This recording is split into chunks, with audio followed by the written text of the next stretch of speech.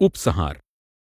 महाराष्ट्र के महान संत समर्थ रामदास स्वामी का पूरा जीवन जिस महान कार्य के लिए समर्पित रहा वह था विदेशी शासकों के अत्याचार से दुखी और हताश हुए जन साधारण को जागरूक करना, उनका आत्मबल बढ़ाना और उन्हें आध्यात्मिक उपदेश ग्रहण करने के योग्य बनाना। उन्होंने सदाचार पर विशेष बल देते हुए लोगों को परिश्रम का महत्व पहचानने और कर्मठ होने के लिए प्रोत्साहित किया। इसके साथ ही उन्होंने लोगों को अपने अंदर धर्मनिष्ठा, निस्वार्थ भाव, परस्पर सहयोग, सच्चरित्रता, साहस, धैर्य और परोपकार आदि सद्गुणों को विकसित करने तथा प्रभु भक्ति में लगने के लिए प्रेरित किया। उनकी वाणी में निहित आध्यात्मिक उपदेश का सार इस प्रकार है। मनुष्य जन्म बड़े श्रेष्ठ कर्मों के फलस्वरूप प्राप्त होता है और परमात्मा से मिलाप करना ही इसका एकमात्र उद्देश्य है। अतः परमार्थ के जिज्ञासु के लिए आवश्यक है कि मैं मेरी के भ्रम से निकलकर समय रहते प्रभु प्राप्ति के लिए यत्न करे। उसे चाहिए कि सांसारिक विषय भोगों की इच्छा को त्याग कर केवल प्रभु से मिलाप की इच्छा ही मन में रखे। मन में संसार से विरक्ति का भाव तभी उत्पन्न होता है जब सांसारिक दुखों की पीड़ा असहनीय हो जाती है और इनसे उभरने का कोई मार्ग नहीं सूझता। वही क्षण जिज्ञासु के जीवन में निर्णायक मोड़ साबित होता है और वह संसार से विरक्त होकर परमार्थ के मार्ग पर आ जाता है। हर जीव को अपने जीवन में सुख दुख के रूप में कर्मों का फल भोगना पड़ता है और इससे कोई बच नहीं सकता। दुखों से भरे इस नश्वर संसार में मनुष्य खाली हाथ आता है और खाली हाथ ही यहां से लौट जाता है। किंतु यह सब जानते हुए भी माया के कारण भ्रमित हुआ मनुष्य सांसारिक संबंधों और पदार्थों में ही सुख ढूंढता रहता है। संत जीवों को संसार की वास्तविकता का बोध कराते हैं कि यह दुख की नगरी है। सुख तो केवल परमात्मा की भक्ति में है और सत्य रूप परमात्मा का वास हमारे अंतर में है। परंतु मनुष्य अज्ञानता के कारण उस प्रभु की खोज में बाहर ही भटकता रहता है।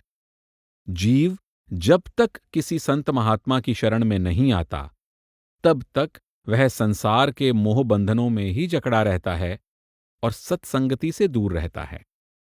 प्रभु प्राप्ति के इच्छुक जिज्ञासु के लिए संत महात्माओं की संगति करना और सतगुरु की शरण में आना अत्यंत आवश्यक है, क्योंकि सतगुरु के बिना सच्चा ज्ञान प्राप्त नहीं हो सकता। संतों की संगति करने से मन को साधने की प्रेरणा मिलती है और सतगुरु द्वारा बताई युक्ति के अनुसार अभ्यास करके मनुष्य आवागमन से सदा के लिए मुक्त हो जाता है। संतों की संगति के साथ साथ सत्संग का भी जिज्ञासु के लिए बहुत महत्व है। बार बार संतों के वचन सुनने से विवेक जागृत होता है और मन संसार से विरक्त होने लगता है। सत्संग के प्रभाव से हृदय प्रभु के प्रति प्रेम और भक्ति भाव से भर जाता है। जीवन में सांसारिक दायित्वों की पूर्ति के साथ साथ आध्यात्मिक उन्नति के लक्ष्य को सामने रखना आवश्यक है। साधक को चाहिए कि आत्मिक उत्थान के लिए प्रयास करते हुए पारिवारिक दायित्वों को भी अनदेखा ना करे, क्योंकि घर गृहस्थी और परमार्थ में संतुलन बनाए रखने से ही दोनों का निर्वाह भलीभांति हो सकता है और साधना में कोई बाधा नहीं आती। जीवन को दुखमय बनाने वाले मन के विकार हैं, जो मनुष्य को अपने रचयिता से दूर कर देते हैं। विकारों से भरे मन को निर्मल किए बिना साधना में सफलता नहीं मिल सकती। संतों की संगति करने से और सतगुरु के उपदेश के अनुसार अंतर्मुख साधना करने से विवेक जागृत होता है और मन निर्मल होने लगता है।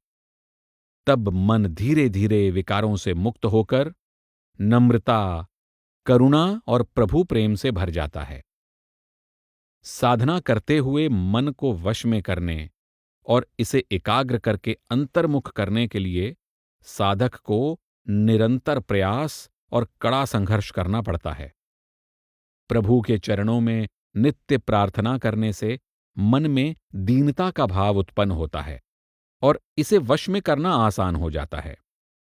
अतः साधक के लिए प्रभु चरणों में विनती और प्रार्थना करने का बहुत अधिक महत्व है, क्योंकि यह प्रभु की कृपा प्राप्त करने का सहज साधन है।